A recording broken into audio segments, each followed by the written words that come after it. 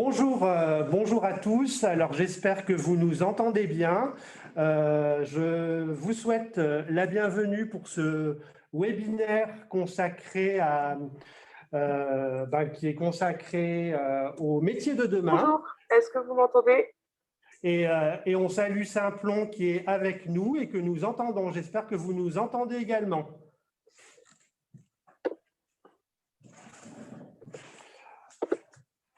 Alors, pour démarrer, je vais vous présenter le programme.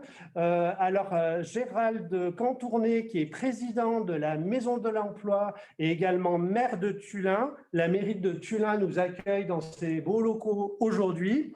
Devait faire une intervention d'introduction. Il semblerait qu'il y ait un problème technique. S'il arrive à avoir la main, je le laisserai intervenir, mais je ne suis pas sûr qu'on puisse y arriver. Donc, on va démarrer rapidement sur notre programme. Donc, tout d'abord, je me présente, Thomas Faure de la Maison de l'Emploi des Pays Voironnais Sud-Grésivaudan. Donc, nous sommes à l'initiative de… je vois que Gérald de Cantourné, est-ce que vous voulez prendre la parole, s'il vous plaît? Bonjour à tous. Vous nous entendez? Oui, oui.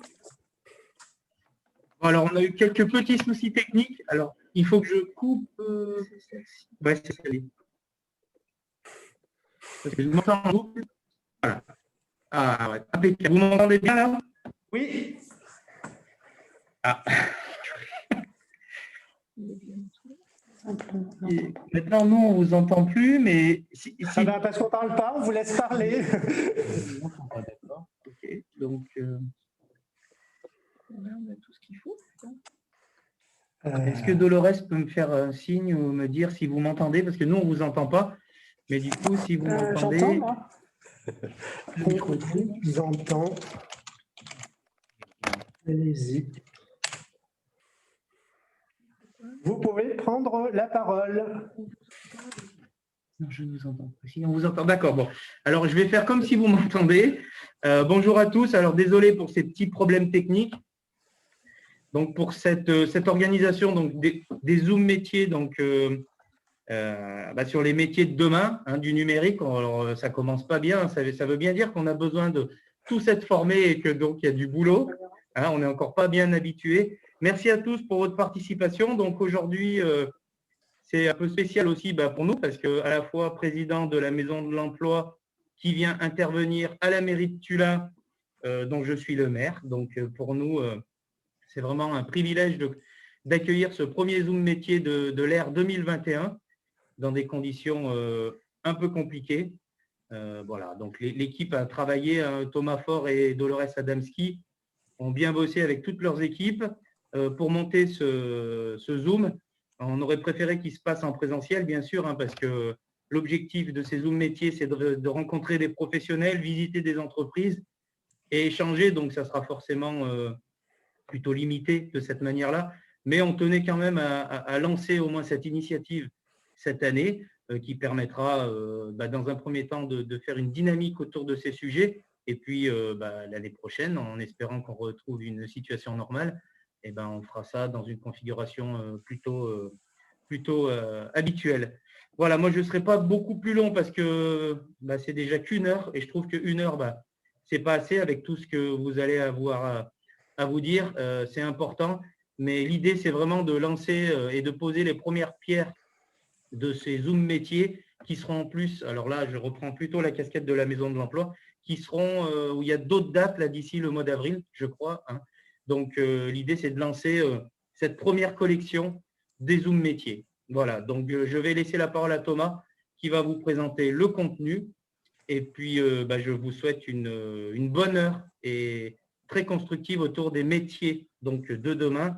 Vous allez aborder donc, les métiers du numérique, de la santé, des transports et puis, j'en ai oublié un, du bâtiment avec pratiquement toutes les entreprises de Tullin. Ça, je tiens à le préciser parce que c'est aussi important pour nous, à travers ce Zoom métier, de valoriser les activités qui sont sur notre territoire de la commune. Voilà. Merci à tous pour ceux qui sont connectés. Merci à tous pour le travail effectué pour préparer cette vidéo. Et puis, bon webinaire, comme on dit maintenant. Eh ben, un grand merci à vous, Monsieur Cantourné. Et donc, comme vous le disiez, hein, la Maison de l'Emploi, on organise des Zoom métiers. Maintenant, on tente le webinaire. On espère le 30 avril prochain sur Voiron faire un Zoom métier en présentiel. À défaut, il sera à nouveau en webinaire. Le fonctionnement là, de cette heure de Zoom métier, c'est que je vais faire intervenir quatre professionnels, dont une qui sera à distance. J'espère que ça fonctionnera, on verra bien. Et vous avez la liberté, et on vous y invite, de nous envoyer vos questions au fil de l'eau, et on va les enregistrer. Le temps de réponse, on le fera à l'issue de l'intervention des 4 intervenants. On prendra le temps d'y répondre. Donc, profitez-en. On est en direct. On peut vous y répondre. S'il y a des soucis techniques particuliers, vous pouvez nous envoyer le message. Je ne vous garantis pas qu'on pourra tout résoudre comme ça à distance. Donc, ce que je propose, c'est que, donc, comme l'a dit Monsieur Cantourné, nous allons écouter et on a sélectionné en fait plusieurs secteurs d'activité pour vous donner une vision de c'est quoi les métiers de demain, les emplois de demain et du coup comment ils évoluent. Donc, on a sélectionné les métiers de la santé à travers l'intervention du responsable des ressources humaines, Monsieur Rebouillat, mais également Monsieur Patroncini, ici présent, sur les métiers du bâtiment et quel est l'avenir des métiers du bâtiment. Et puis Monsieur Caillé des transports Perrault qui va nous parler un petit peu des métiers de conducteurs, peut-être d'autres métiers, de comment ils évoluent. Et puis de Saint-Plon qui nous présentera les métiers de l'informatique, du numérique, la data, etc., qui pourra répondre à vos questions. Et puis, donc, ensuite, questions-réponses. Et nous conclurons aussi par une présentation de Pôle emploi, Amandine Spinelli, qui va nous donner quelques éléments sur les dispositifs d'aide en direction des demandeurs d'emploi et les tendances en termes de métiers, ainsi que Anne-Hélène Ponza de la Maison de l'Emploi sur le service mission locale, qui nous expliquera aussi ce qu'on peut vous proposer, notamment Anne-Hélène fait une permanence à Tulin. Pour conclure sur l'introduction, je tiens à préciser qu'initialement, la mairie de Tulin avait eu la gentillesse de nous mettre à disposition la salle des fêtes de Fur. Et donc, il va sans dire qu'on a dû finalement annuler, on ne savait pas trop, mais on l'en remercie. On a trouvé que c'était important néanmoins de faire ce webinaire nous en présentiel, entre intervenants et dans les locaux de la maison de la mairie de Tulin. Donc, on est hors sol, mais on est quand même sur Tulin et on a des représentants principalement d'entreprises basées sur Tulin. Ça nous semblait important, cette dimension locale. Je laisse tout de suite la parole à Monsieur Rebouillat qui va se présenter, nous présenter un peu les métiers à l'hôpital. Très bien. Bonjour à tous. Donc, Mathieu Rebouillat, je suis le responsable RH à l'hôpital de Tulin, donc juste en face de la mairie. J'ai tendance à dire toujours que l'hôpital, c'est un peu une ville dans la ville, justement, parce qu'il y a à peu près tous les métiers possibles. Alors, nous, on reste un petit établissement local, donc on n'a encore pas trop de métiers différents. Mais au CHU, par exemple, où il y a environ 300 métiers ou corps de métiers qui sont regroupés. Donc, globalement, surtout avec le contexte actuel, on voit qu'on est un secteur qui n'est pas vraiment touché par la crise, on va dire, en termes d'emploi. On sait que, et dans l'immédiat, et dans un futur proche, moyen terme et long terme, on aura toujours des besoins. Et du coup, je vais vous présenter un petit peu les différents corps de métiers qu'on peut retrouver en ciblant essentiellement les métiers vraiment spécifiques à l'hôpital. Pour Après, il y a des métiers qu'on retrouve à peu près partout, hein, notamment comme le bâtiment, hein, par exemple. On a également des professionnels, mais je ne vais pas m'attarder dessus, parce que je pense que quelqu'un qui parlera mieux que moi, ou tous les métiers aussi administratifs qui sont assez larges. Mais je vais plus donc me baser sur tout le personnel soignant et médico-social. Du coup, essentiellement, nous, et tous les hôpitaux, on embauche principalement du personnel soignant, qui représente environ 80% des effectifs totaux.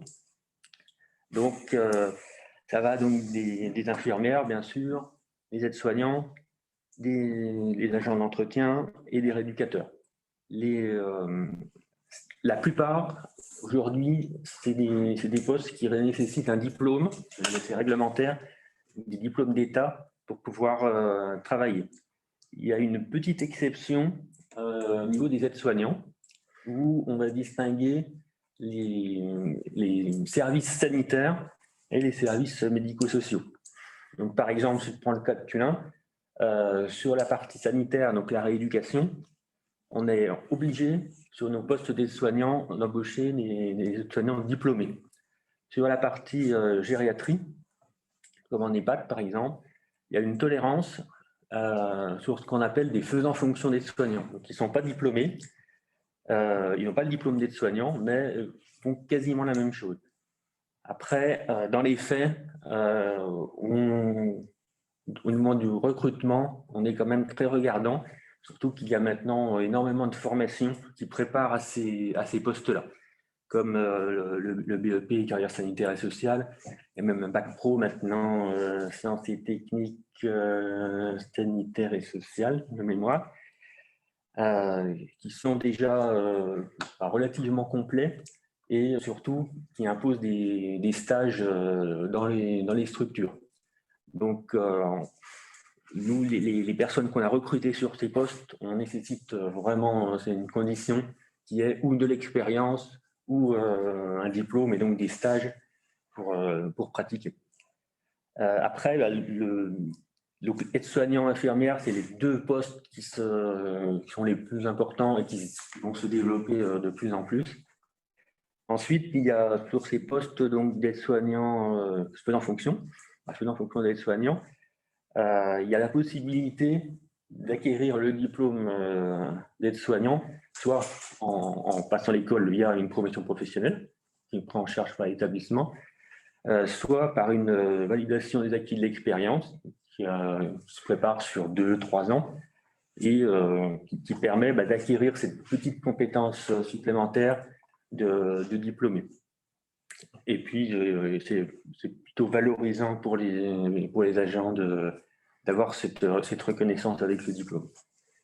Ensuite, le troisième corps de métier qui est aussi assez important, c'est les agents de bionettoyage, où on va retrouver ça pareil dans tous les hôpitaux. C'est assez important, il y a des protocoles d'hygiène quand même poussés. Là, il n'y a pas de condition de diplôme en particulier.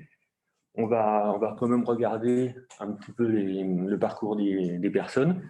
On va surtout se baser sur la motivation et sur les compétences transférables également. C'est possible, une personne qui aura fait un début d'expérience dans l'alimentation, par exemple, on sait qu'ils ont des compétences en termes d'hygiène normalement qui peuvent être transférées sur ce poste-là. Donc ça, c'est pareil, c'est des postes qui ont tendance sur ces dernières années à plutôt augmenter. Et puis, la crise donc, actuelle tend à un petit peu revoir les organisations et à promouvoir ces fonctions-là. Et puis, au niveau soignant également, donc, on regroupe souvent les rééducateurs. Donc, nous, particulièrement dans notre établissement, puisqu'on est spécialisé là-dessus. Donc, les postes de kiné, ergothérapeute, préparateur physique, diététicien, enfin, il y en a beaucoup. Ici, c'est pareil, c'est des diplômes d'État, là, par contre, entre 3 et 5 ans d'études, suivant les spécialités. Et pareil, c'est des fonctions qui se développent énormément, qui se spécialisent beaucoup, donc qui ont un bel avenir devant eux. Donc, ensuite, ils sont rattachés au niveau soignant. On va retrouver tout ce qui est éducatif et social, donc les psychologues, les assistantes sociales, les animateurs, qui là aussi étaient plutôt destinés parfois à être soit du temps partiel, ou dans chaque établissement, il n'y avait pas énormément de temps. Ça tend également à se développer. Là encore, dans un contexte de confinement, par exemple, le besoin forcément, surtout sur la partie gériatrie, en termes d'animation, a beaucoup augmenté. Donc, c'est quelque chose qu'on sait qui va se développer également. Il y a des postes de médecins également et de pharmaciens, bien sûr. Et puis, ce qu'on appelle les médico-techniques, donc c'est tout ce qui est préparateur en pharmacie, manipulateur radio, là, ça se stabilise, mais ça, c'est plutôt quand même, on sait que le besoin perdurera. Dans tous les cas, de toute façon, on va retrouver à peu près les mêmes choses. C'est des métiers qui sont forcément très enrichissants par le contact, par la motivation, en fait, parce qu'on sait qu'il y a derrière, il y a une personne dépendante, donc il y a vraiment une motivation à travailler. C'est des postes qui sont assez exigeants, tous, qui peuvent, avec des horaires qui peuvent être contraignants ou avantageux, suivant comment on le voit. C'est des postes qui vont souvent être soit très tôt le matin, soit vont finir très tard le soir. Inversement, ça donne une demi-journée de récupération. Donc, on peut voir dans les deux sens. Après, nous, donc, sur les besoins, alors dit nous, c'est vraiment tout le secteur, hein, c'est pareil dans tous les hôpitaux. On va vraiment axer sur cette motivation-là, de savoir si la personne est prête à s'investir là-dessus. Il faut de l'intérêt pour la personne qui va être prise en charge, parce que c'est l'essentiel. Et puis sur son engagement là-dessus. Sur les différents postes, notamment sur ceux qui ne nécessitent pas forcément un diplôme, on va vraiment être regardant sur les compétences transférables, puisque c'est pas nécessaire forcément d'avoir de l'expérience ciblée sur le poste dit, mais en tout cas, il y a une multitude de compétences, soit sur un autre poste, soit même sur des activités personnelles, où on peut retrouver des points qui seront utiles et qu'on accompagnera après sur le secteur. Donc, pour le futur, je dirais, c'était la thématique, pour tout ce que j'ai présenté, on note par rapport aux précédentes, surtout sur ces 10-15 dernières années, une spécialisation vraiment de tous les corps de métier, y compris les postes administratifs qui avant étaient assez ouverts. Donc, il y a vraiment un besoin maintenant de formation, de stage pour vraiment intégrer l'hôpital. Mais on sait que, quoi qu'il en soit, de toute façon, on a un beau jour devant nous. Et on espère que ça va continuer comme ça, même si, bon, malheureusement, derrière, c'est pas forcément pour une bonne raison. Eh ben merci beaucoup de cette intervention. Donc, ce qu'on peut déjà retenir, c'est qu'on est évidemment, sans douter, dans un secteur d'avenir, mais c'est pas nouveau, hein, le secteur, et on peut mentionner aussi là le secteur aussi des services à la personne, de l'aide à domicile, qui est hors milieu hospitalier, où il y a aussi beaucoup de besoins. Donc, en tout cas, s'engager sur des formations, il y a, j'allais dire, une garantie d'emploi, si tant est que vous ayez les compétences, évidemment, et puis le goût pour aller vers la relation aux autres. Donc, évidemment, si vous avez des questions, envoyez-les et on y répondra à la fin des interventions. C'est l'occasion.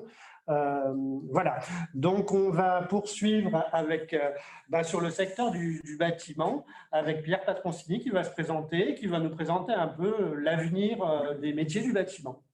Merci Thomas. Déjà, je tenais à vous remercier pour cette opération parce qu'on a tous besoin de se rencontrer régulièrement pour recruter des jeunes. Et moi, je vais représenter là aujourd'hui le secteur du bâtiment.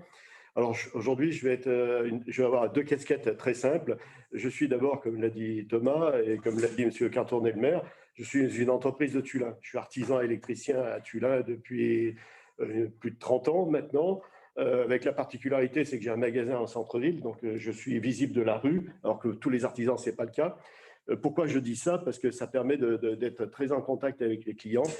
Et aujourd'hui, je suis également là en tant que représentant de la Chambre de métiers et de l'artisanat de l'Isère, où je représente les 30 000 entreprises de l'Isère qui recrutent pratiquement toutes aujourd'hui parce qu'on recherche des jeunes, on recherche de la main-d'œuvre.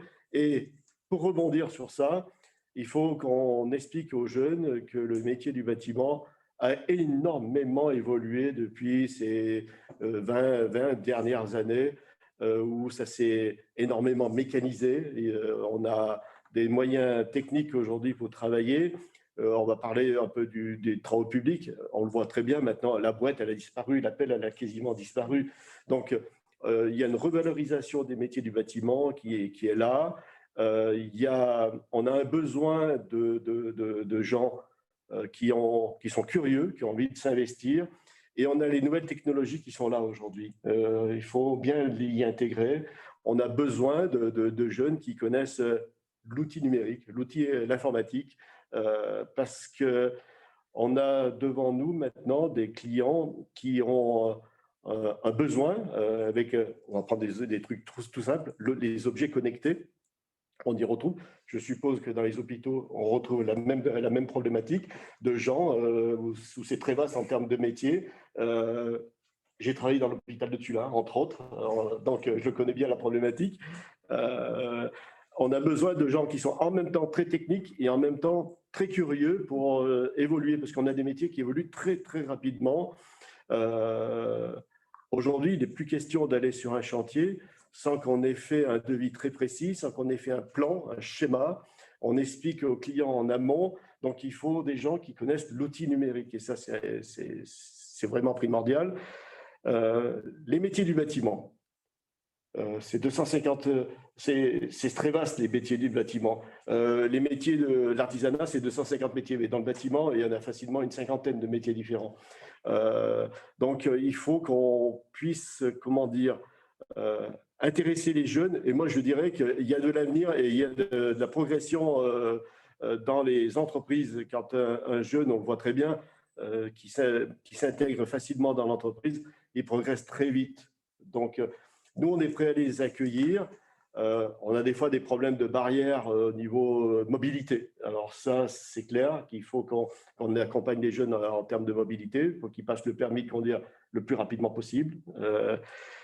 Que dire d'autre?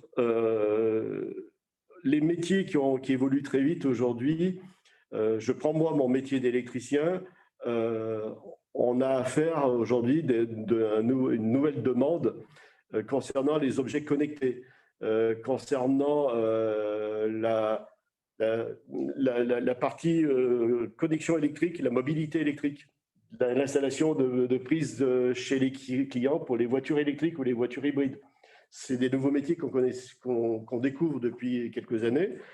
On a des nouveaux métiers qui sont liés directement à ce que le monsieur de l'hôpital disait, avec ce qu'on appelle, nous, la silver economy, où les gens restent de plus en plus souvent chez eux. Il faut qu'on les accompagne. On a énormément de travaux à faire dans ce type de métier.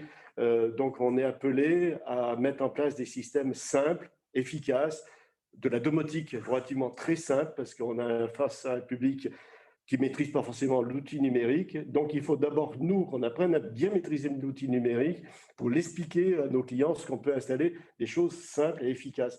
Une commande à distance pour fermer les volets roulants, centraliser des choses, condamner une porte à distance, ça c'est tout à fait possible. Donc ça fait partie des nouveaux métiers qu'on ne connaissait pas trop jusqu'à maintenant. Donc il faut expliquer aux jeunes qu'on a besoin d'eux, c'est clair, on a besoin d'eux, et il y a matière à faire pour eux, pour progresser très simplement dans leur avenir social aussi, parce que ça c'est important.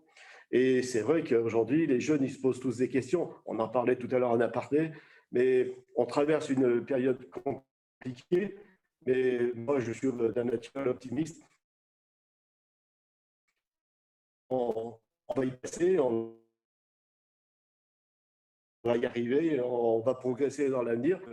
Je le vois, moi, quand on fait des interventions chez des clients, j'ai découvert ça depuis quelques temps. Je suis électricien, des fois on fait une intervention, il faut obliger de couper le courant. Ben non, chez le client, maintenant on arrive, il faut qu'on s'organise pour ne plus couper le client parce qu'il est en connexion Internet. Donc ça, c'est une nouvelle approche. Donc on passe beaucoup de temps à discuter avec le client pour s'organiser, dialoguer, échanger. Je travaille énormément par mail aussi avec les clients, avec les réseaux sociaux aussi, on y travaille énormément parce que nos clients, ils sont hyper connectés.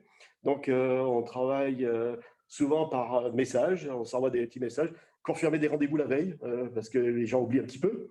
Donc, demain, c'est toujours OK. Ben oui, on arrive demain matin, on sera à 8h30 chez vous. Voilà. Donc, et ça, ben, on a ces outils-là. Donc, les jeunes, ils savent très bien l'utiliser. Nous, on leur apprend à les utiliser de façon professionnels pour partager et communiquer entre nous. Et ça, c'est hyper important. Donc, il y a matière à faire chez les jeunes, qu'ils n'hésitent pas à passer par les écoles. Et là, je vais reprendre la casquette de chambre de métier. On a, nous, tout un système d'accueil et de partage d'informations avec les entreprises qui recrutent. La chambre de métier, on fait des premières rencontres avec les jeunes qui ont un projet, qui cherchent une entreprise pour un contrat d'alternance.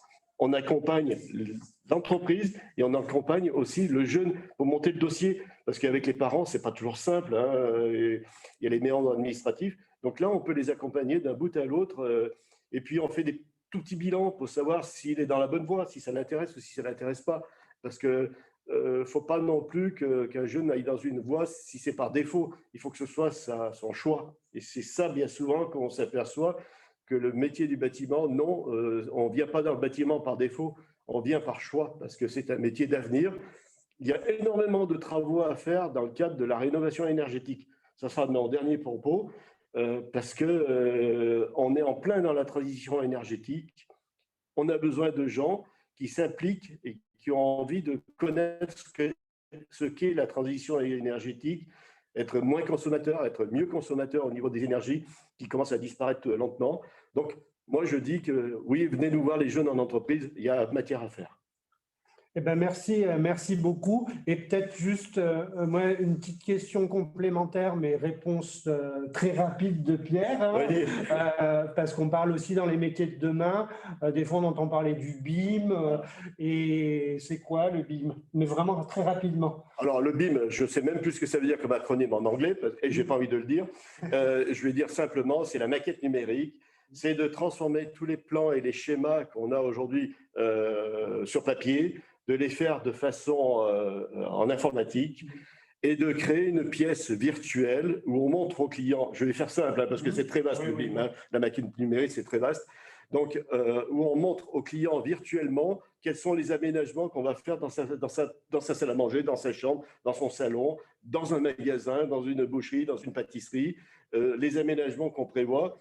Et on transpose en 3 dimensions. Donc, on va voir la pièce vue de dessus, vue en coupe, et on aménage, on déplace la table, on déplace une armoire, on déplace un meuble, on déplace une banque de magasin.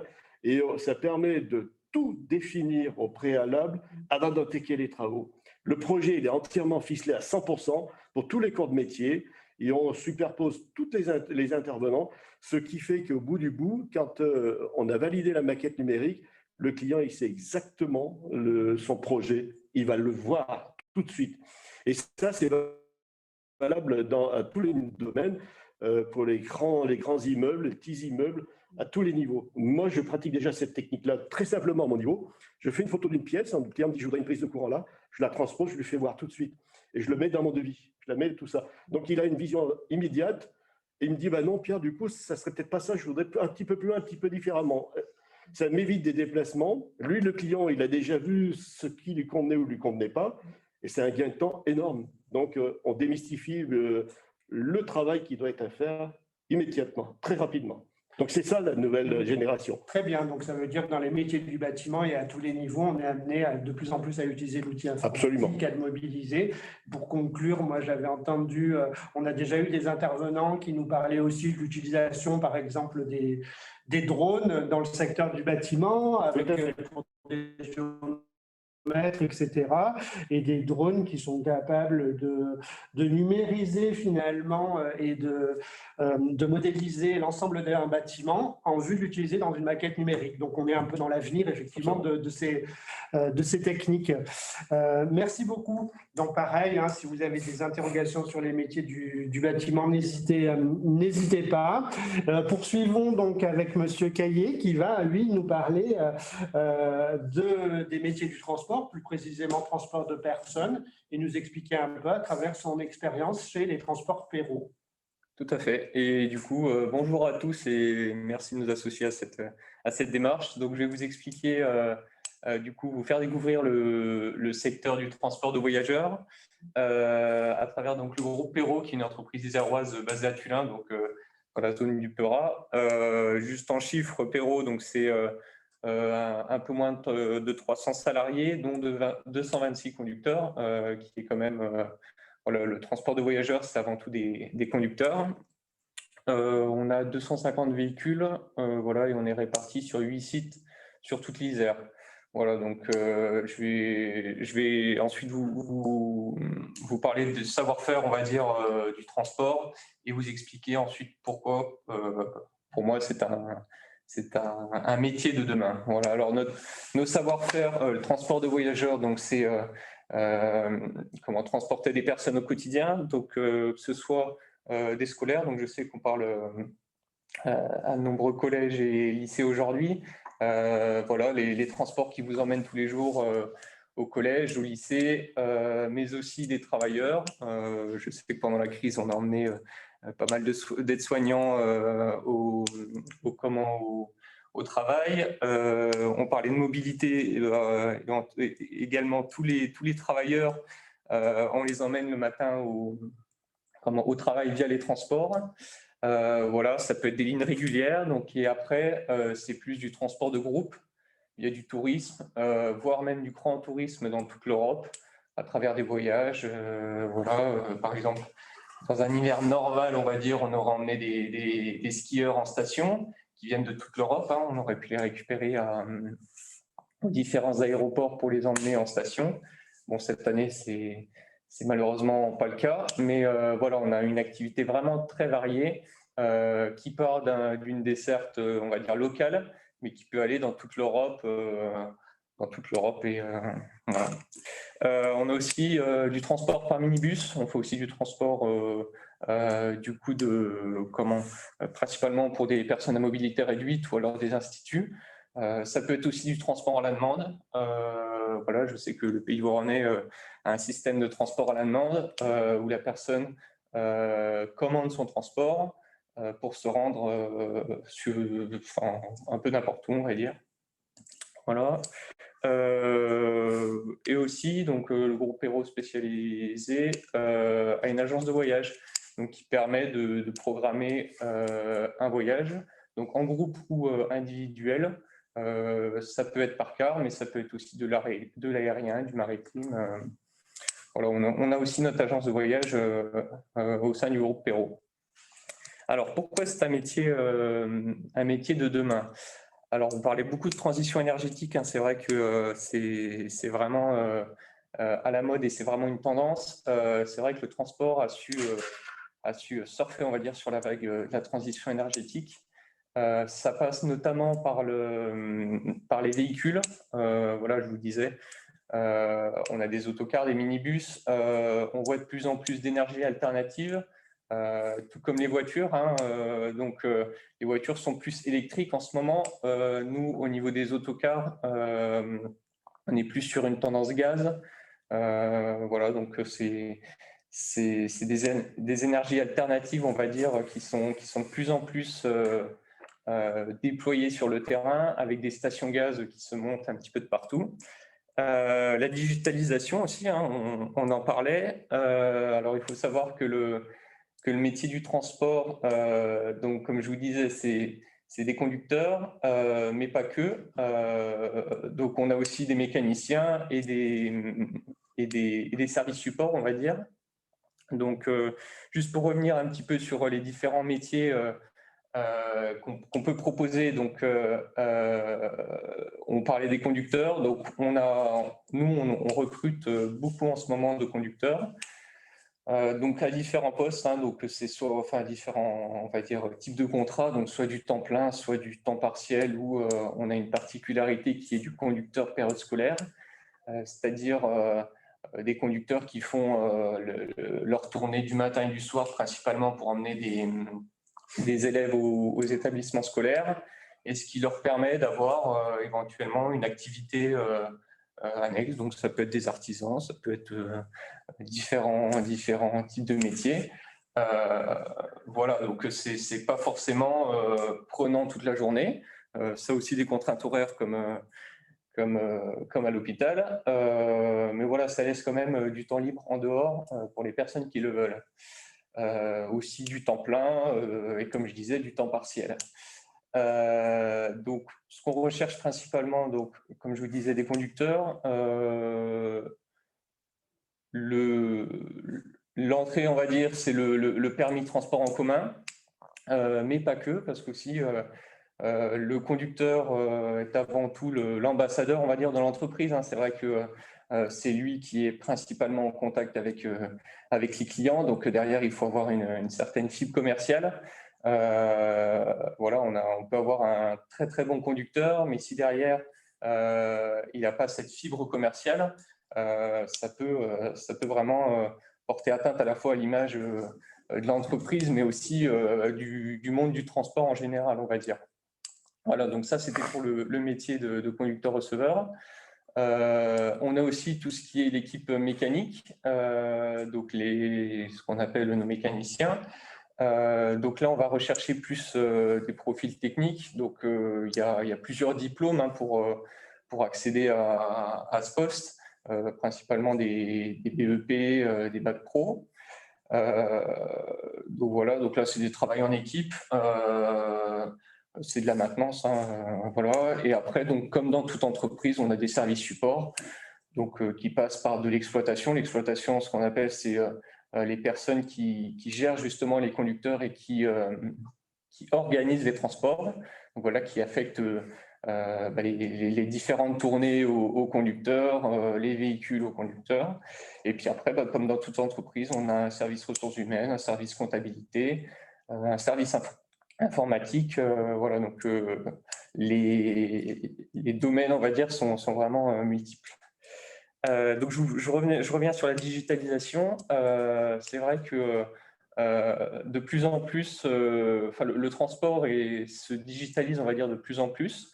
Ça passe par les véhicules. Donc il faut savoir que la plupart des véhicules sont géolocalisés. Voilà, donc il y a vraiment un matériel embarqué dans les véhicules qui permet de diffuser des messages, de donner des informations sur le transport. Donc vous le voyez dans les bus, les écrans qui sont à l'intérieur. Voilà, de l'information voyageur, de la billetterie. Voilà, de plus en plus de personnes ont une carte de transport.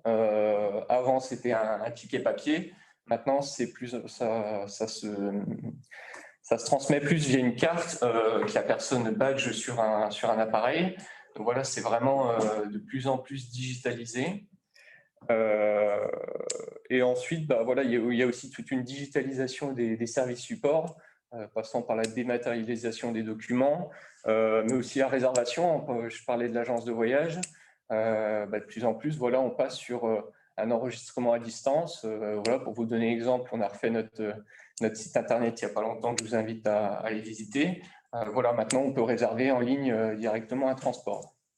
Voilà, écoutez, j'espère vous avoir fait découvrir le métier du transport. Comme je le disais, c'est vraiment un métier qui recrute, qui a de l'avenir, parce qu'il ne faut pas oublier qu'on a avant tout une mission de service public. Donc, c'est vrai que on le voit on l'a vu pendant la crise, malgré l'arrêt, on va dire, le confinement, il y a quand même eu des transports, parce qu'il fallait tout de même transporter les personnes qui continuaient de travailler malgré le couvre-feu.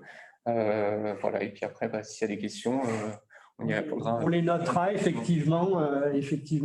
Donc, merci beaucoup. Donc, on retiendra qu'il y a de l'avenir dans les métiers du transport voyageurs. On peut aussi compléter pour dire qu'il y en a aussi dans les métiers du transport de marchandises. Et avec finalement, en ce moment, en tout cas, peut-être des gens qui vont moins dans les magasins, qui se font livrer. Et du coup, derrière, il y a de la logistique, des commandes. Et il faut bien des transporteurs pour vous amener votre colis à votre domicile. Donc, pour la quatrième intervention, Louane, dont j'ai oublié le nom de famille, je m'en excuse, mais vous allez vous présenter, de Saint-Plon, qui va pouvoir compléter, parce que finalement, dans les 3 secteurs qu'on a évoqués, on parle beaucoup de digitalisation, d'informatique. Vous, c'est votre métier. Donc, vous allez un peu nous brosser un tableau rapidement, parce qu'on a un timing limité, de ces fameux métiers du numérique, qu'est-ce qu'on met derrière, et puis vous nous présenterez aussi un petit peu votre école, Saint-Plon. Oui, super. Donc, bonjour à tous, et puis merci pour cette invitation. Et je m'excuse aussi pour les petits problèmes de connexion au démarrage. Voilà, j'espère que ça n'a pas entravé la présentation. Donc, je vais commencer par présenter l'école, le centre de formation Saint-Plon. Donc, c'est un centre de formation du coup des métiers du numérique qui est ouvert aux personnes qui sont demandeuses d'emploi ou alors aussi en reconversion professionnelle. Et notre ADN, en fait, et c'est aussi un peu le message que je voulais porter aujourd'hui, c'était de faire que les métiers du numérique soient démocratisés, accessibles à toute personne qui souhaite se former là-dedans. Et justement qu'il faut lever aussi certaines barrières que certaines personnes peuvent avoir sur des métiers qui seraient très techniques, très compliqués. Et finalement, il y a tout un panel qui existe et aussi différents niveaux, différentes approches.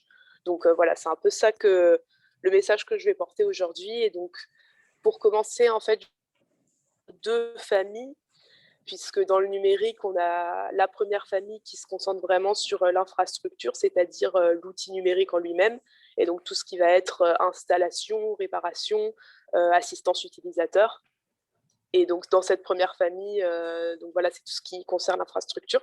Et la deuxième famille, ça va être tout ce qui va être dans la programmation, le développement d'applications, de sites web, d'applications mobiles.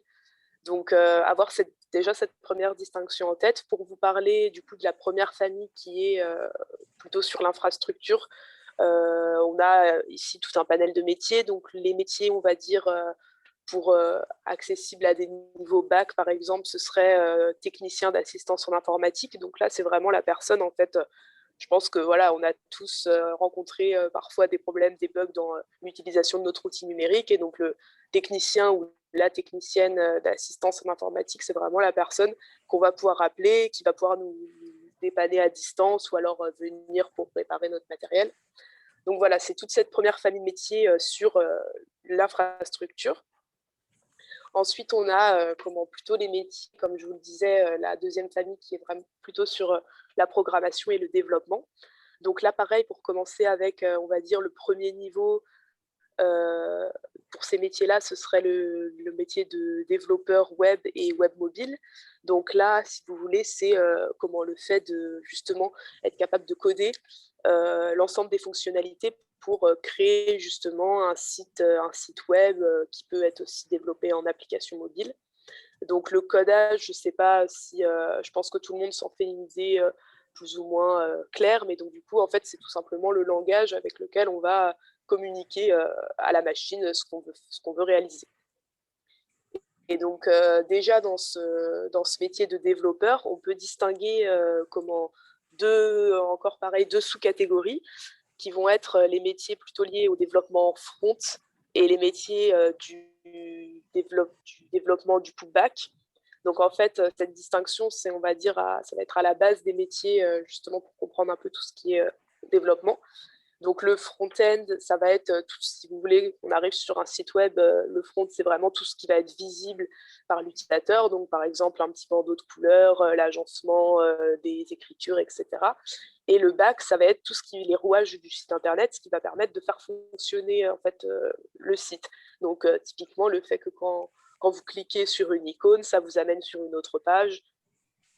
Donc ça va plutôt être le back. Donc déjà là, si vous voulez, c'est déjà deux métiers parce qu'en général, un développeur ou une développeuse web va être spécialisé plutôt en front ou plutôt en back. Voilà. Même si en général, on sait faire un peu des deux, mais il y a quand même une spécialisation qui s'opère. Donc ça, c'était pour vous expliquer un petit peu à la base donc, tout ce qui est programmation. Maintenant, vu que, comme ça a été évoqué par les intervenants, et puis c'est aussi l'objet de ce séminaire de parler des métiers d'avenir, je vais me concentrer sur deux métiers spécifiques qui, justement, ont de l'avenir et en particulier des débouchés qu'on peut observer sur le bassin grenoblois. Donc, tout d'abord, c'est le métier de développeur data. Donc, qu'est-ce que le data? Pareil, ça fait partie des mots qu'on entend comme ça un petit peu tout le temps. Data, ça veut simplement dire données en anglais. Et donc, une donnée, c'est extrêmement large. Ça peut aller de, typiquement, quand vous vous inscrivez sur un site internet, vous allez laisser vos coordonnées, c'est une donnée. Le fait d'aller liker quelque chose sur une page Facebook, ça va être aussi une donnée. Enfin voilà, c'est toutes les informations en fait qu'on peut retrouver sur le web ou même en dehors qui sont en fait une information brute et de laquelle on peut extraire des informations. Et donc du coup, le métier de développeur data, ça va vraiment être ça en fait, de collecter la donnée, d'être capable de la traiter donc sur des logiciels c'est ça aussi le métier, la technicité du métier. Et puis après, il y a aussi toute la partie analyse.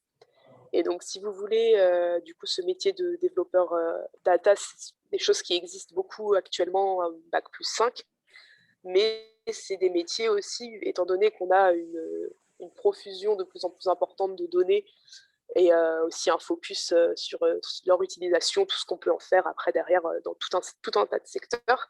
Il y a des métiers justement accessibles plutôt à des niveaux, on va dire Bac+2, qui se développent et justement qui ne vont pas forcément être sur le côté très technique d'analyse, mais déjà toute la partie préparation des données, donc les collecter, les traiter. Donc là, on a déjà justement une ouverture de métier là-dessus.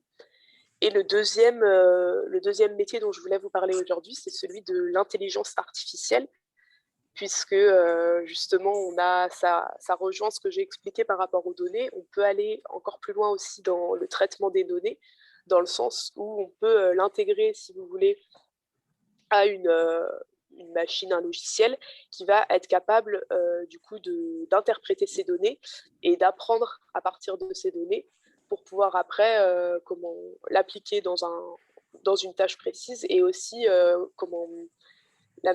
l'intelligence artificielle, c'est le fait justement de pouvoir s'auto-former, si vous voulez. Donc du coup, on va apprendre à la machine justement à s'auto-former en multipliant, on va dire, les situations. Et donc, je vais prendre un exemple pour illustrer ce qu'est l'intelligence artificielle. Ça va par exemple être le fait qu'un drone survole une rivière et va être capable d'identifier les déchets pour pouvoir après justement permettre d'assainir la zone, par exemple. Et donc, du coup, l'intelligence artificielle va être capable, à force de répéter l'opération, de distinguer de plus en plus précisément le rocher du papier d'emballage plastique, du papier carton, de la branche, enfin, voilà. Donc, c'est un exemple parmi tant d'autres, on va dire. Et donc, si je vous parle de ces deux métiers, justement, enfin, de l'intelligence artificielle en particulier, c'est parce que, justement, sur le bassin grenoblois spécifiquement, on se rend compte qu'il y a pas mal d'entreprises qui vont se développer aussi sur ce métier-là. Donc, ça va aller de la start-up Combodo, par exemple, à des grosses boîtes comme Atos qu'on a sur notre bassin grenoblois. Donc, pour terminer rapidement, on va dire, quel type de profil, quel est le profil pour aller dans les métiers du numérique? C'est être curieux, avoir ce sens aussi, cette curiosité pour tout ce qui est le métier informatique. Et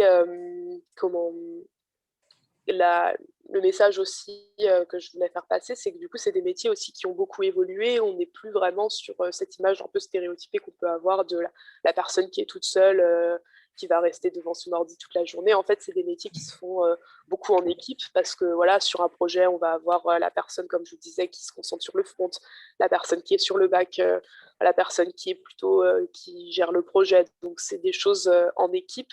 Vous êtes aussi en lien avec des clients puisque vous allez souvent répondre à une commande. Donc, que ce soit le développeur qui répond à une commande de développement d'application, par exemple. Donc là, il faut qu'il soit en lien avec le client pour justement bien comprendre les besoins et développer le projet comme le client l'entend. Donc, que ce soit le technicien d'assistance en informatique qui aide les utilisateurs. Donc ça, c'est pour vous présenter un petit peu aussi le quotidien du métier. Puis après, l'autre chose importante aussi, c'est justement que ce sont des métiers qui sont ouverts à toute personne, avec différents niveaux accessibles, et puis toute personne, on va dire, curieuse et volontaire pour s'y former et peut tout à fait s'orienter vers ça. Et voilà, que ce soit aussi même des femmes, parce que on sait que voilà, c'est des métiers qui sont aussi dans l'imaginaire beaucoup faits pour des hommes, etc. Et c'est des choses qu'il faut aussi sur lesquelles on travaille pour que ce soit de plus en plus ouvert à tout profil. Donc voilà, et puis pour terminer rapidement, si justement, si vous avez envie plus de vous faire une idée, il existe beaucoup de plateformes en fait d'auto-formation sur Internet. Et moi, je pourrais vous donner aussi quelques noms, et c'est ce qui peut vous permettre déjà de mettre la main dans le code, comme on dit, et puis de se rendre compte de ce qu'est le métier, de se tester un petit peu avant de partir sur une formation plus complète. Voilà, je suis ouverte aux questions. Eh bien, merci beaucoup pour cette intervention. Et effectivement, et pour rappel, donc pour les personnes qui seraient intéressées, notamment sur ce que vous faites en termes de formation chez Simplon à Grenoble, vous avez il y a le site de Simplon, hein, vous tapez Simplon Grenoble, je suppose qu'on vous trouve facilement. Et je sais que vous avez régulièrement des formations qui peuvent être prises en charge dans certains cas par Pôle emploi, par la région pour des demandeurs d'emploi, sur des formations de 6 mois, 8 mois. Donc, c'est à retenir que toutes les formations en informatique, en programmation, ce n'est pas forcément du master pro, du bac+5. En définitive, il y a une ouverture de ce marché. Donc, c'est vraiment à noter. Il y a vraiment de l'avenir.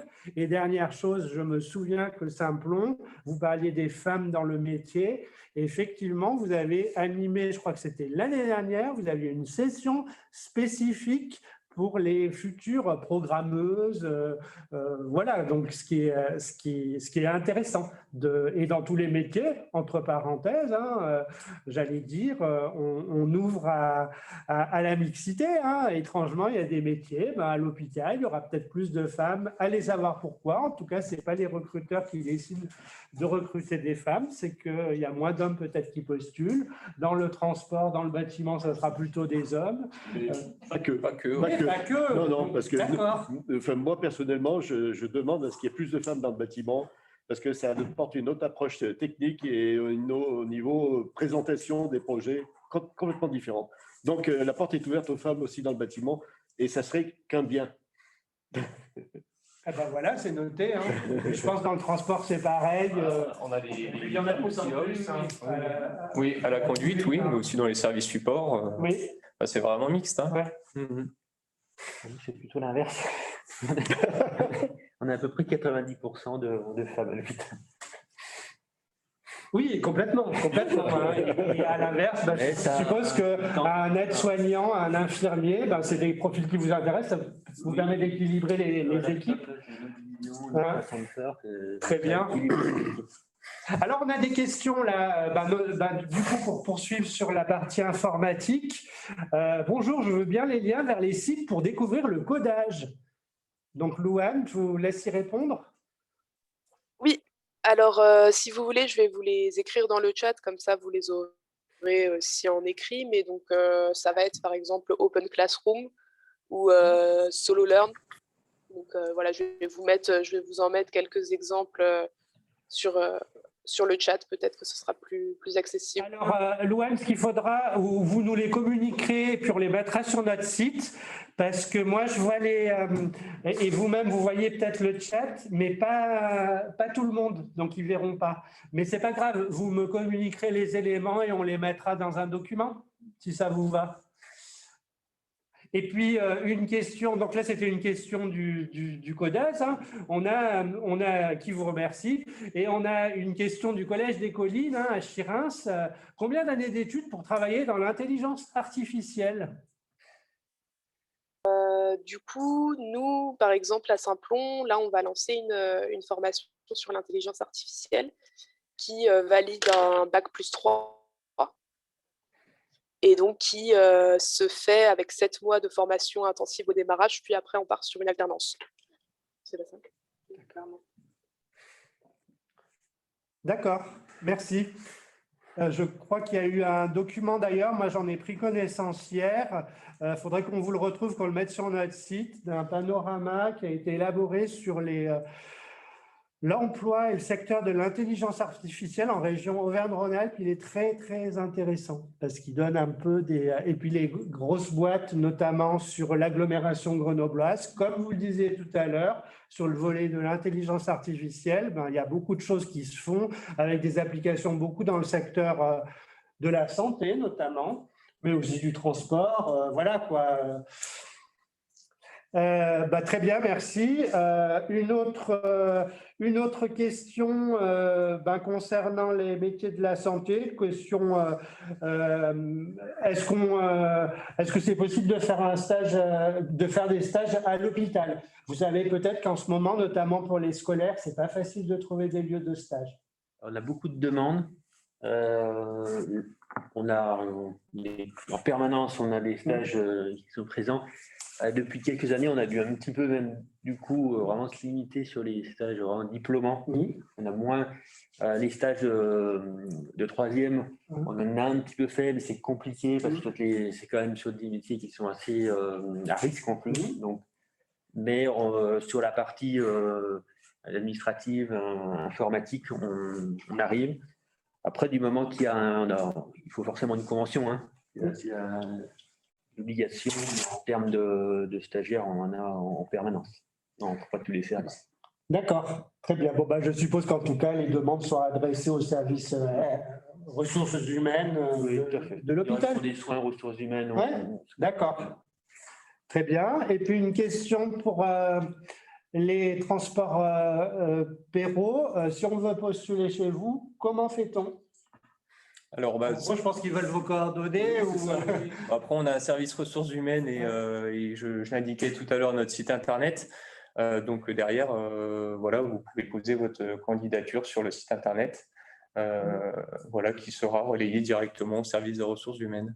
Très bien, merci. On a concernant une réponse de Saint-Plon sur l'échange qu'on a eu. La formation intelligence artificielle qui est proposée, c'est 7 mois de formation intensive et 1 an en alternance. Et qui nous parle également. Il s'agit d'un titre professionnel de niveau 6. Niveau 6, ça veut dire c'est l'équivalent d'un bac+3. On a à nouveau une question pour M. Rebouillat. Combien d'années d'études pour devenir sage-femme? Alors, c'est 5 ans plus une spécialisation derrière. Alors, on n'en a pas chez nous. C'est un statut qui est un petit peu particulier parce que c'est à mi-chemin entre le personnel non médical et le personnel médical. C'est vraiment un statut à part. Donc, c'est 5 ans vraiment de base et après, il y a une spécialisation sage-femme qui dure de mémoire, c'est 2 ans. D'accord. Très bien. Et puis, dernière question pour Pierre Batroncini, qui concerne un peu c'est quoi l'éco-construction? Alors, l'éco-construction, c'est très, très vaste. C'est un domaine très vaste. Je dirais, merci Thomas de me la poser, parce que ce n'est pas une question piège du tout, non. Mais l'éco-construction, c'est comment construire en pensant à économiser l'énergie. Pour faire simple. Donc, c'est des domaines qui vont toucher, c'est un domaine qui va toucher de nombreux métiers. Comment consommer moins d'électricité, préconiser des ampoules LED, préconiser une installation bien structurée qu'on puisse éteindre et commander à distance, par exemple. Mettre en chauffage à distance, arrêter sa climatisation à temps. L'éco-construction, c'est consommer moins d'énergie. Comment mieux isoler sa maison? Comment mieux ventiler sa maison en faisant des économies d'énergie? Le domaine de la ventilation devient un domaine très technique et très pointu. On a une VMC ordinaire, maintenant c'est fini. On fait des ventilations mécaniques contrôlées, hyper sophistiquées, avec un contrôle de l'hygrométrie, avec des débits et tout ça. Donc, l'éco-construction regroupe de nombreux métiers, les maçons, les charpentiers, les plaquistes, les électriciens, les plombiers chauffagistes, les nouvelles chaufferies, chaufferie bois, chaufferie gaz. On est en train de supprimer tout doucement les chaufferies fioul. Donc, il y a toute cette approche technologique de l'éco-construction, c'est tout ça en général. Et il y a entre guillemets, des nouveaux métiers avec des spécialisations où on a besoin justement de gens, comme le disait à juste titre la personne de chez Simplon, on veut des gens curieux, parce que c'est la curiosité qui fait qu'on avance aujourd'hui. Et moi, je dirais, toute sa vie, on se forme. Moi, je vais lancer une pique à mes collègues artisans. Il faut se former toute sa vie. Il n'y a pas très longtemps, moi, je suis bientôt à la retraite, mais je fais encore des formations régulièrement parce que tout évolue très vite, la technologie évolue très vite et on a des métiers qui évoluent très vite. Donc, je dis aux jeunes, il n'y a pas de carcan aujourd'hui. Il faut se laisser la porte ouverte à toutes les possibilités. Et ça, c'est hyper important. La curiosité d'abord. Et dans tous les métiers, j'en suis persuadé. Chez vous, les transports, c'est exactement pareil. À l'hôpital, c'est encore pire. Je dirais, il faut être curieux. Il faut pour lire, il faut comprendre. Très bien, merci. C'est ce qu'on va retenir, la curiosité. Et puis, on peut peut-être préciser dans l'éco-construction, on parle aussi beaucoup de l'utilisation de matériaux d'isolation écologique également. Donc, il y a des spécialités qui existent. Et puis, au plus on rénove les bâtiments et on fait ce qu'on appelle la rénovation thermique des bâtiments pour mieux les isoler et mieux les chauffer, au plus il y a des besoins de professionnels du bâtiment. Très bien. En tout cas, on a terminé pour la partie intervention. Oui, je vais vérifier quand même. Oui. Pour l'étude sage-femme, en fait, la spécialisation fait partie des 5 ans. Donc, c'est 5 ans, spécialisation comprise. D'accord. Très bien, merci. On a terminé pour l'intervention et les réponses des professionnels. On se garde encore 5-10 minutes, mais là, on a bien respecté le timing, notamment pour les établissements scolaires, mais on voulait conclure par une intervention notamment pour les jeunes qui ne sont plus scolarisés ou les demandeurs d'emploi, mais ceci dit, ça peut être pour les scolaires aussi, de savoir que la mission locale existe et Pôle emploi est à votre disposition.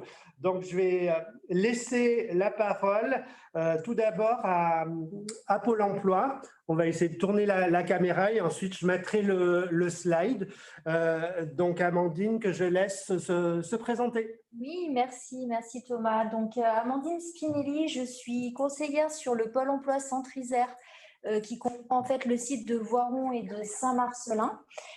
Je suis une conseillère un peu spécialisée en fait puisque je m'occupe d'un accompagnement qui s'appelle l'accompagnement intensif jeune qui est dédié spécifiquement du coup à des jeunes. Donc j'accompagne un peu plus de 70 jeunes.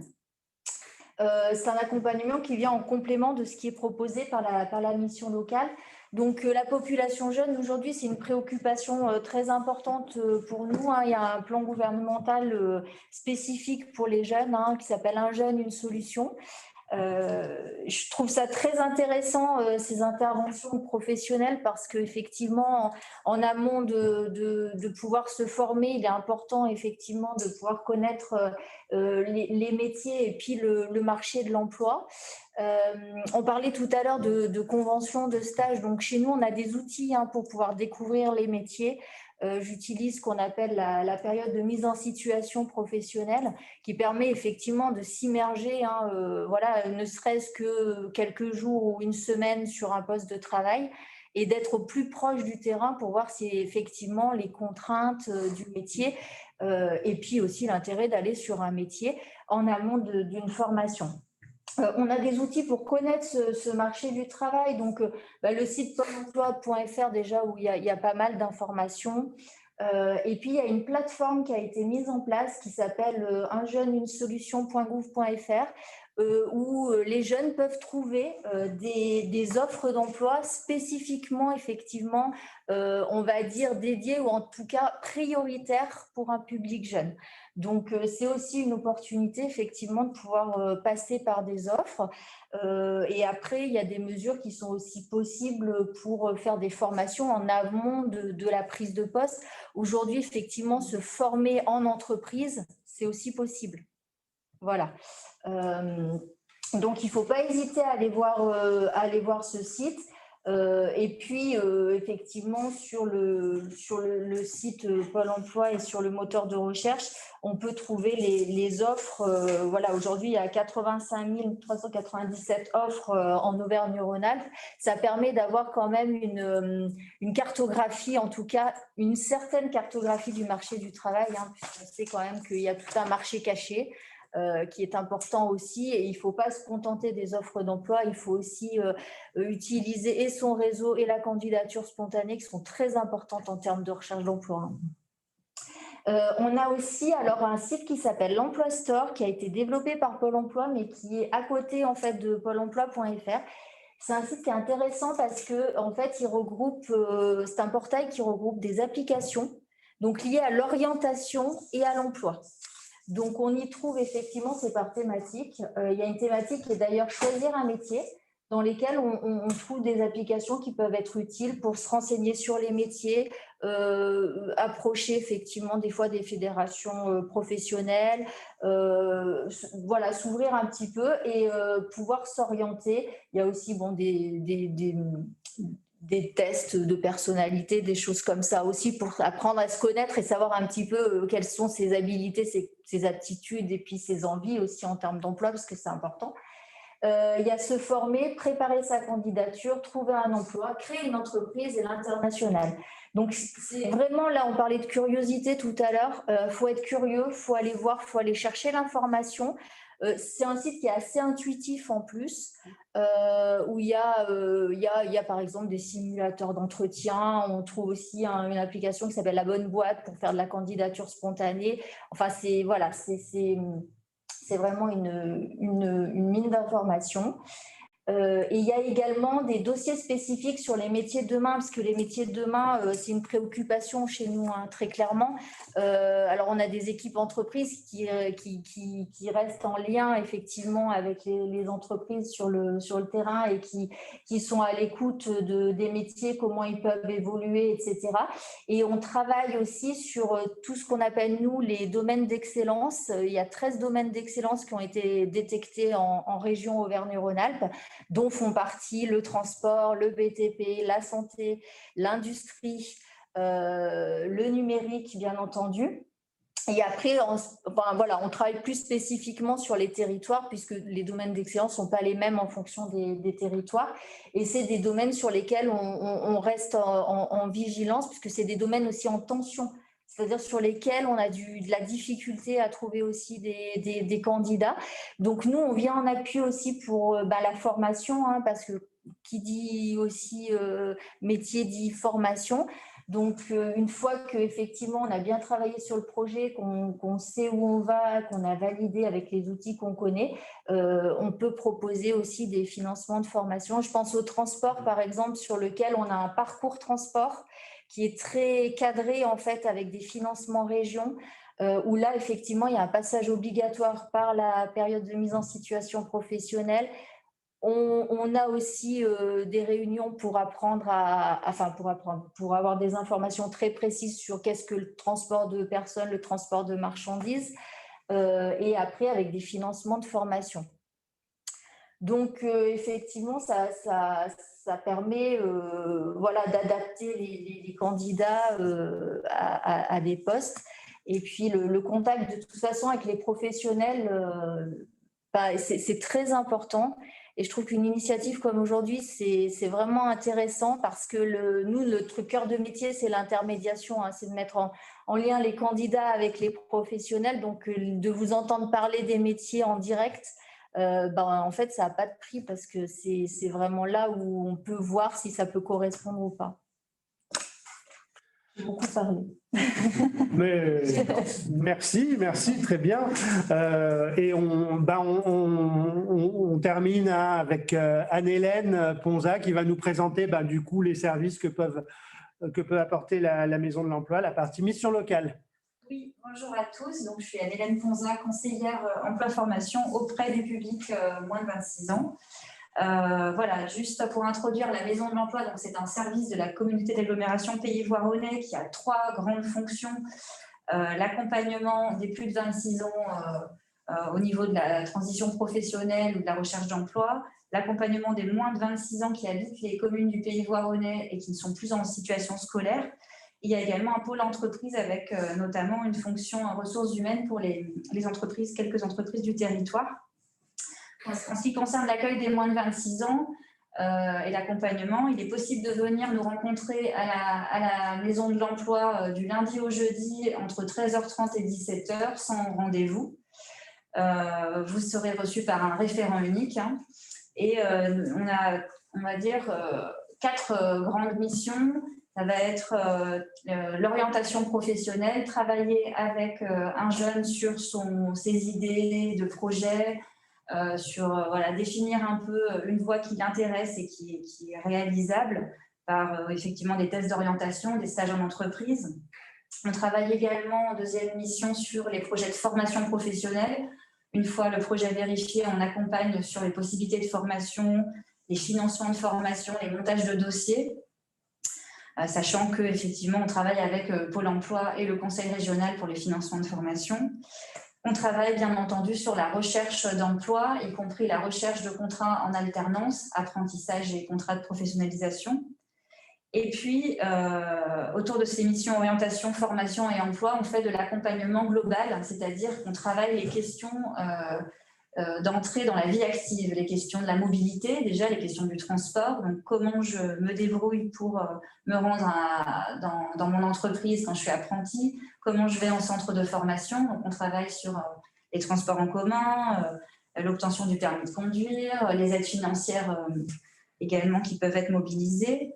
On travaille sur les questions de logement. J'ai trouvé une formation par exemple à Lyon, mais je dois être hébergée, comment je peux me débrouiller, donc on travaille avec des partenaires au niveau du logement. Et on travaille également sur toutes les questions de santé, toutes les démarches qu'un jeune a à accomplir quand il entre dans la vie active, au niveau du médecin traitant, de la couverture sociale par exemple. On travaille sous forme d'entretien individuel, d'ateliers collectifs également, d'accompagnement mis en place par l'État. Un des accompagnements les plus importants, c'est la garantie jeune, peut-être que vous avez entendu parler. Donc, c'est un accompagnement renforcé qui est assorti d'une allocation et réservé à des jeunes qui n'ont pas ou très peu de ressources financières. Voilà, et je terminerai juste par 2 choses. La première, c'est un petit focus sur notre projet 2020 actuel qui s'appelle Avenir, repérage des publics entre 16 et 29 ans qui ne viennent pas nous rencontrer à la mission locale et vers qui on souhaite aller. Donc peut-être avez-vous croisé le camping-car qu'on appelle le truck Avenir sur les routes du Pays Voironnais qui est stationné sur quelques communes ou quelques quartiers. Donc voilà, on attend les 16-29 ans qui aujourd'hui seraient sans solution, sans situation et qui chercheraient à mettre en place des démarches. Donc voilà, tous les renseignements sur le site de la Maison de l'Emploi. Et voilà, et la dernière chose, c'est que nous sommes également actifs, bien sûr, sur le plan Un jeune, une solution et que on unit nos forces avec Pôle emploi pour pouvoir aider les jeunes à trouver des réponses dans ce contexte qui est si compliqué. Voilà, merci. Merci beaucoup Anne-Hélène. Il y a une permanence de la Maison de l'Emploi, tu l'as? Tout à fait, il y a une permanence, alors c'est vrai qu'elle a été un peu malmenée avec le contexte sanitaire, mais il y a une permanence le mardi après-midi tous les 15 jours au CCAS de Tullin sur rendez-vous, donc en téléphonant ou au CCAS ou à la Maison de l'Emploi à Voiron. Très bien. Eh ben, on va conclure. Merci en tout cas de votre attention. Je tiens à remercier l'ensemble des participants, des intervenants, la mairie de Tullin qui nous a bien aidés, Dolores qui est restée discrète, mais qui nous a beaucoup aidé là-dedans. Et puis, on vous enverra un petit questionnaire d'évaluation pour avoir vos retours. Et notamment, si vous avez aussi des attentes sur de nouveaux webinaires ou peut-être qu'ils aient un jour en présentiel, je plaisante, ça se refera en présentiel un jour prochain, je ne peux pas vous dire quand, mais notamment des attentes sur d'autres interventions, d'autres métiers. Là, on a fait une sélection, il y en a beaucoup d'autres. Donc, on est à votre disposition pour écouter vos besoins et y répondre autant que faire se peut. Voilà, donc merci encore à tous et à très bientôt pour le prochain webinaire. Merci, au revoir. Merci, au revoir.